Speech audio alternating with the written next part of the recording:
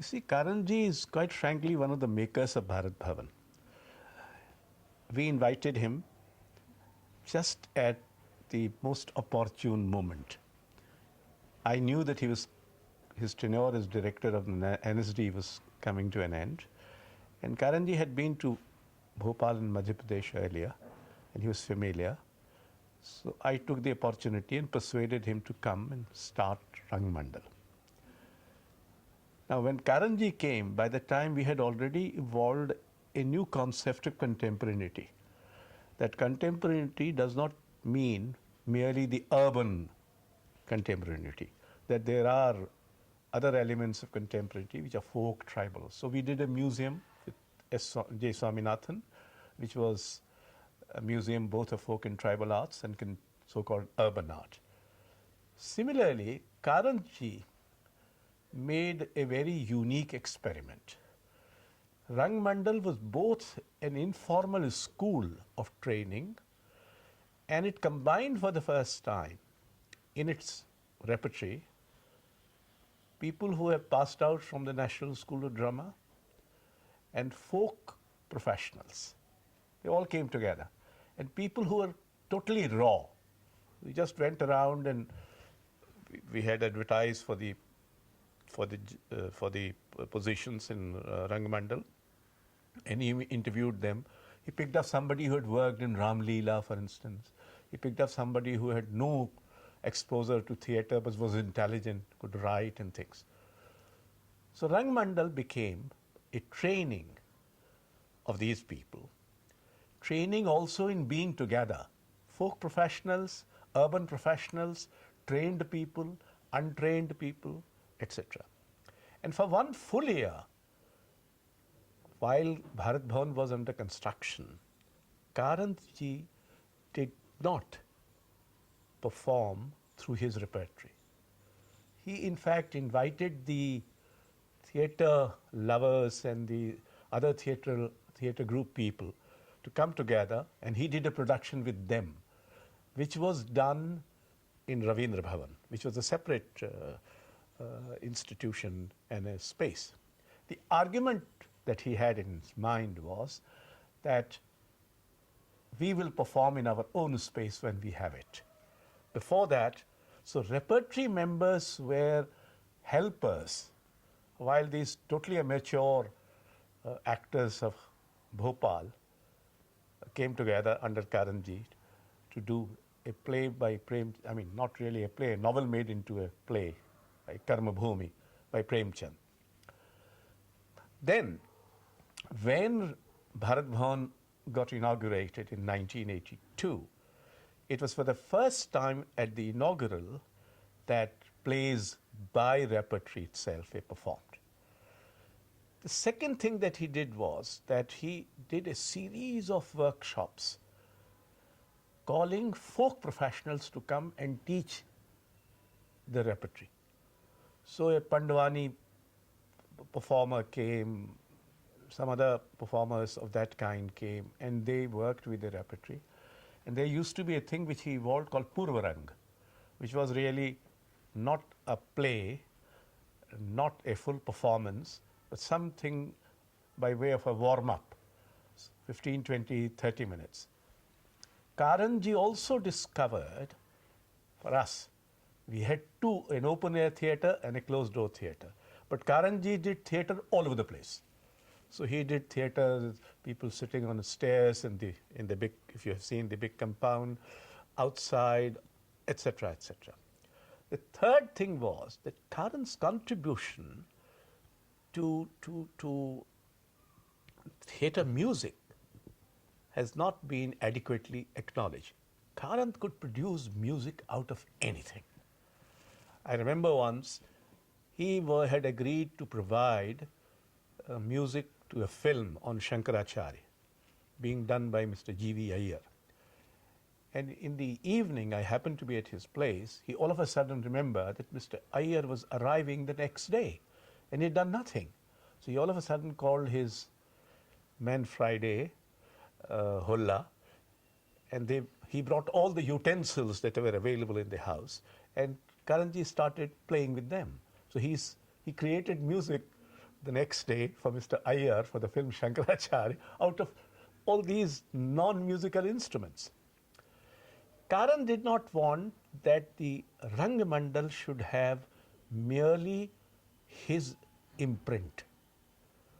So in an unusual move again, he started inviting all kinds of directors to come and work with Rangamandal and produce plays.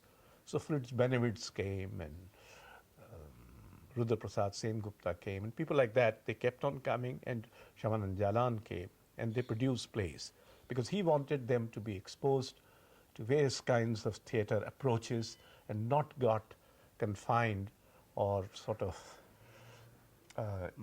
just being exposed to one kind of approach.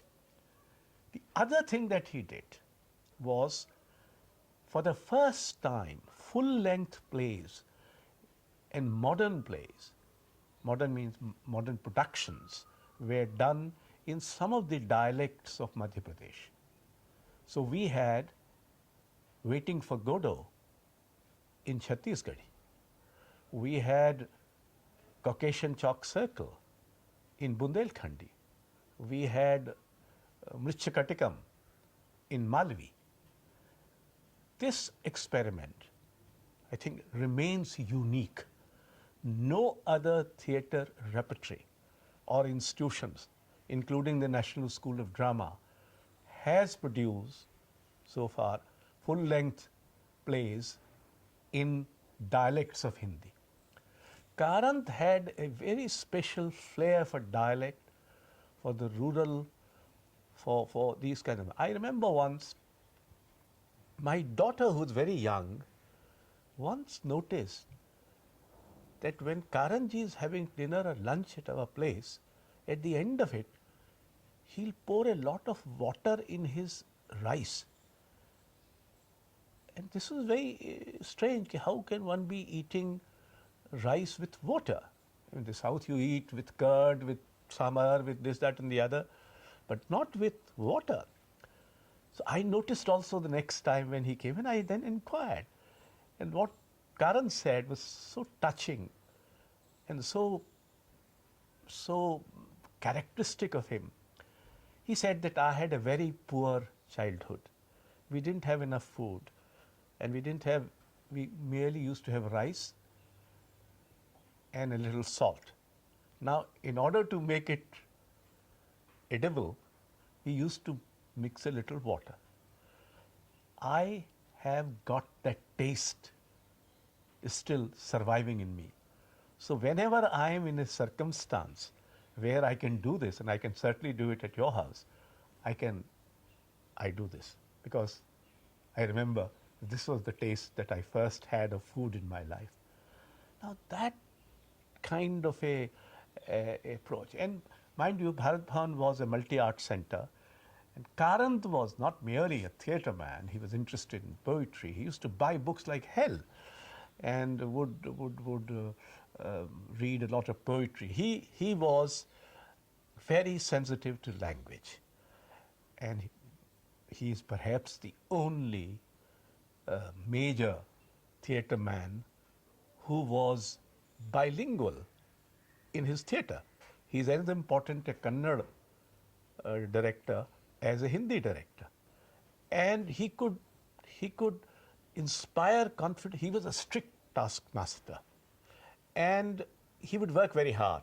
And he set a goal upon himself that there will be 6 full-length productions every year. And we asked him, why are you doing this? He said, no, unless they are engaged in constant production, they'll get lazy and they will not work properly and this, that and the other. He created, in fact, in Madhya Pradesh, there are only 2 persons who can be given the credit of having created an awareness of theatre, an awareness of good modern theatre.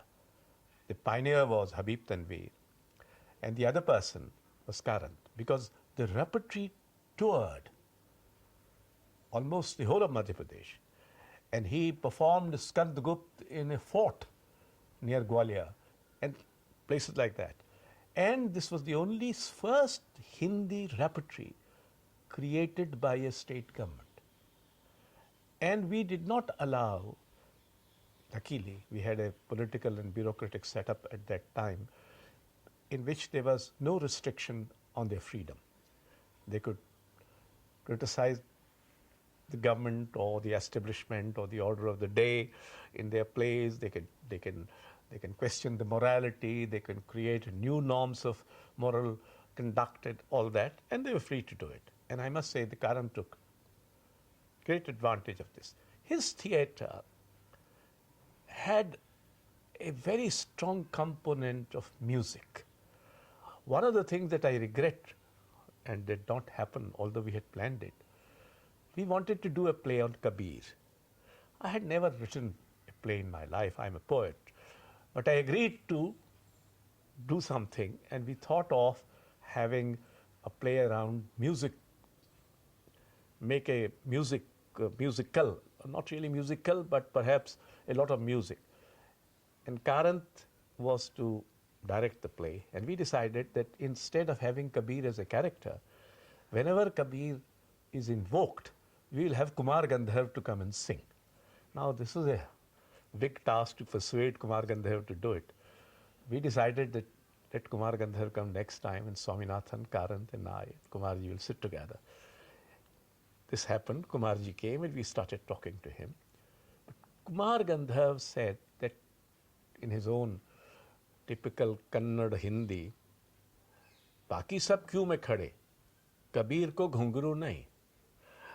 Now that made such an impact on Swaminathan that the whole evening was lost in analyzing this particular phrase, and that did not happen. But what did happen was, for the first time in Bhopal, a regular theatre audience, an audience which would pay for theatre, was created. This was the contribution. So we used to have big queues. And the other thing was that nobody was given priority. There was no VIP in Bharat Bhavan. And this was largely possible due to people like Karant. There was no VIP. Everybody had to buy the ticket. We also used to buy the ticket. Karant used to buy a ticket. I used to buy a ticket, and Swaminathan will buy a ticket. We kept the tickets low so that anybody who wants to should be able to afford it. And there was no reservation for anybody. As you come, so you sit, whatever seat you can get. There was no reservation. This, I think, also created a certain democratic ethos. There were only two kinds of categories recognized in Bharat Bhavan, thanks to people like Karant. There are artists and there are art lovers. There's no other category. And that was possible. Karant used to travel a lot, and he would disappear because he was doing something or the other here and there and all that. And we allowed this to happen because ultimately that man could not stay on. Unfortunately, an incident took place in which one of the actresses of Rang Mandal got burnt, or perhaps burnt herself. It's not very clear as to what happened. And that created a big political furore. There were many people who were unhappy with Bharat Bhavan. There were bureaucrats who were unhappy, the police which was unhappy, there's of course politicians and ministers which were unhappy because there was no privilege given to them, no particular treatment given to them. They were treated as ordinary art lovers, if at all. And they all kept on. We had no system of inviting political minister VIPs to come and open and inaugurate and give lectures and all that. That did not happen. In the first place, things would not be inaugurated except that they will start right on time. If there has to be a formal inauguration, it will be done by artists. So Kumar Gandhar, Habib Tanveer, Girish Karnad, people like that would come and do it. So that used to, so Bharat Bhavan used to be a center of adverse attention. And they got this opportunity in this incident, which took place far away from Bharat Bhavan, except that two persons working there were involved. But this was made into a huge, huge controversy, and ultimately Karant had to leave. he was arrested.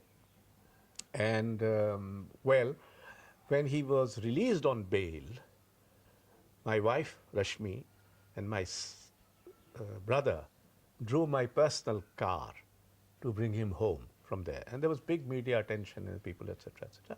Anyway, the leader of the opposition raised an issue in the Vidhan Sabha, and I was asked as to how a criminal was being received by a secretary to the government.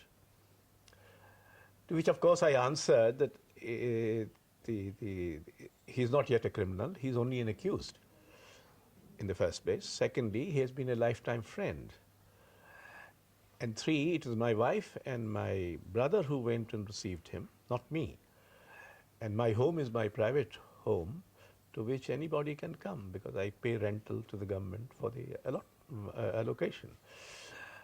Anyway, no, it was at that level, that mean level to which politics had. Ultimately, this was the person who really destroyed Bharat Bhavan later when he became the chief minister. But anyway, that's beside the point. The other thing I want to remember about Karanth was, he was a very innovative theatre man who would think of doing theatre out of many things. Apart from plays, properly written theatrical plays, he would create create theatre out of poetry, he could create theatre out of short stories, he could create mere conversation, voices. So he had a mind which was deeply and very rootedly theatrical. He could see theatre in almost everything. There was nothing, he used all kinds of spaces, as I told you, in Bharat Bhavan, not merely the assigned spaces and things of that kind. And he had this knack for. In fact, what happened was that during those days when Karanth ji was being tried for all this, I was appointed Director General of Festival of India in Government of India. And there was a chief secretary who somehow wanted to get rid of me if he could. I didn't want to come. So I went up to him and he said, no, but the appointment order has come from Government of India. I said, but I am not on the offer. He said, well, you know, it might be a black mark in your career and things like that. So I rang up Pupul Jacker and I told her that how can I go and become Director General Festival of India when a friend of mine is in jail? It would look as if I have left him in jeopardy and I have gone away for my personal promotion. This will be morally most reprehensible and I cannot do it. He said, no, I understand it. I'll speak to the Prime Minister. And finally it got cancelled. But so Karanth also became really a member of the family. And I visited him a few days before he died. He was in the hospital and we had gone there. He could barely speak. But I think if you look at the 20th century Indian theatre, I would think there are only 5 or 6 makers of that theatre. There are hundreds of others who have contributed. Shambhu Mitra, Habib Tanveer, Al-Qazi, and Karanth. He was truly a great theatre man, and I think a very civilized, very humble, a very helpful human being. Well, you know, what we did was, in the beginning, we brought Neelam Mansingh, who's herself now become a theatre person. She happened to be in Bhopal those days. Now she is an important theatre person in Chandigarh. Her husband was posted there. So she was to take care of all these kinds of things. And then there was Alakh Nandan. Karanth ji himself, actually both Karanth and Swaminathan were rather indulgent towards colleagues and towards people who will come for help and people who they would say, "Acha, you know, get you a job here and there." So that was a bit of a problem. But all said and done, I've come to think of it now in retrospect, I imagine that we're paying very small amount. And Karanth was not a rich man, and he never complained. And Karanth was also a very, very generous host. All of us in Bhopal who mattered in literature or visual arts or theatre or music had been his guests. We were perennially his guests because such wonderful food was served there. And in fact, the chili with split and powder and you know, the curd and being dried up, which is a particular, I became very fond of it because of Karanth. And even when he left Bhopal and I came to Delhi, whenever he will come to Delhi, he'll remember and bring me a packet of those chilies, which are not available here readily, at least not so readily. And he was not a good administrator, that is true. But I think it was not necessary for him to be a good administrator. What was necessary for him was to do this great imaginative, sensitive human theatre, which he did most competently and most insightfully and most daringly. Well, Karanth was what one may call a yayavar, you know, somebody who cannot stick on too long. He would get restless and he would think he'll feel cramped. So he was already feeling cramped in Bharat Bhavan, and unfortunately this incident sort of in a way triggered it off more quickly. But he was not a person who will stay on for a long while. But that was part of his nature, I think, and it is not as if he was either not responsible or not an institution maker.